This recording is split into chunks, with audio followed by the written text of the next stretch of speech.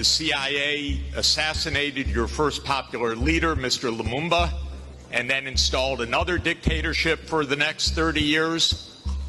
And then Glencore and others now suck out your cobalt without giving you tax income. We don't reflect on that. We say, what's wrong with you? Why don't you govern properly? It's interesting. We heard from the Minister of DRC, what's wrong with your country? Well, we don't even start by saying the King of Belgium created a slave colony for 30 years. The government of Belgium ran the slave colony for another 40 years. The CIA assassinated your first popular leader, Mr. Lumumba, and then installed another dictatorship for the next 30 years. And then Glencore and others now suck out your cobalt without giving you tax income. We don't reflect on that. We say, what's wrong with you? Why don't you govern properly? And so we have a system, but we need a different system. We cannot turn this over to the private sector. We already did about 100 years ago. Not only to the private sector with the U.S. military behind it, with the defense of these property rights in the Minister of Honduras's country, where United Fruit ran the country for a long time. And their attorney was the foreign minister of the United States, Secretary Dulles, and his brother was the head of the CIA and overthrew the next-door neighbor, Mr. Arbenz, to make sure that United Fruit could have its property. So we have a system, but we need a different system. And the different system has to be based on principles of human dignity in the Universal Declaration, principles of sovereignty, principles of economic rights, because these are not nice things to do. In 1948, all the government said that food is a right, social protection is a right, not a nice thing, not a pleasant thing, a right. That was 73 years ago.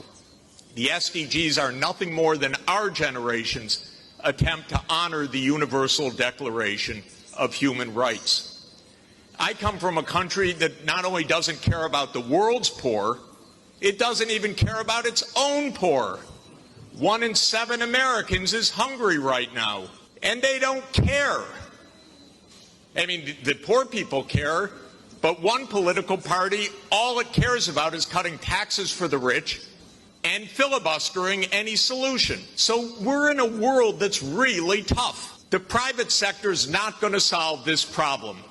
I'm sorry to say to all of the private sector leaders, behave, pay your taxes, follow the rules. That's what you should do.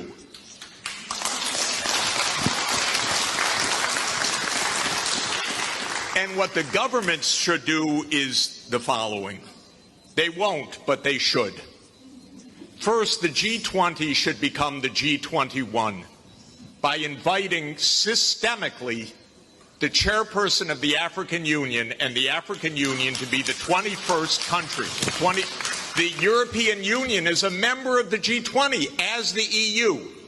If you add the AU as the 21st for the G21, you add 1.4 billion people to representation at that crucial event.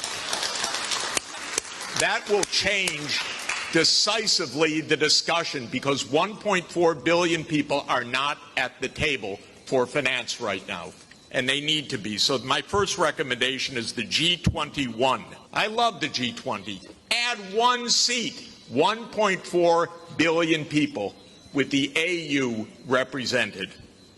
Second, we need an order of magnitude change of development finance. The rich countries just borrowed $17 trillion for COVID. The poor countries, nothing. Because the rich countries can borrow at 0, and the poor countries pay 5 or 10% coupon rates or have no access at all.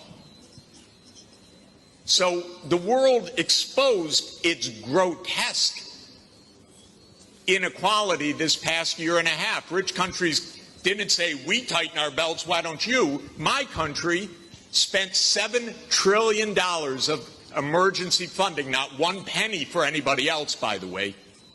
$7 trillion, it didn't even cross the imagination of the U.S. Congress to include a few crumbs for the rest of the world.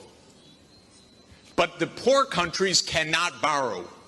That's what we should have heard from the World Bank. I didn't hear that from the World Bank. I didn't hear real numbers. Real numbers are in trillions right now because the world economy is $100 trillion a year. But we don't talk about real numbers. But my job, all I know in this world is long division. Divide by 100 trillion and then see whether you're talking about something real or not. By the way, for COVID vaccines, what we really need is for the United States to sit down with China, with Russia, with the European Union and the UK one day around the table and allocate these vaccines rather than hoarding them.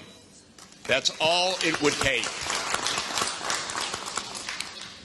The final thing is we need the UN as the core and central institution of this world, period. Because this is the only way we're going to have a civilized world is a strong UN. And it cannot be that the whole UN budget is less than my neighborhood's budget in New York. The UN core budget this year is $3 billion. New York City's budget is $100 billion. And then we say, why don't things work well? Because the rich are hoarding everything. Final point, rather than our 3 billionaires going in space, well, they could go into space and stay there and leave their money behind. That would be one idea. But another idea is we have 2,775 billionaires on the current list. Their combined net worth, 2,700, is $13.1 trillion. Now, I have it on good authority. You don't need more than $1 billion to be comfortable. But they have an excess of $11 trillion over just the $1 billion. So we should be taxing that and having a civilized world. Thank you. Jeffrey Sachs. This was Jeffrey Sachs setting the tone.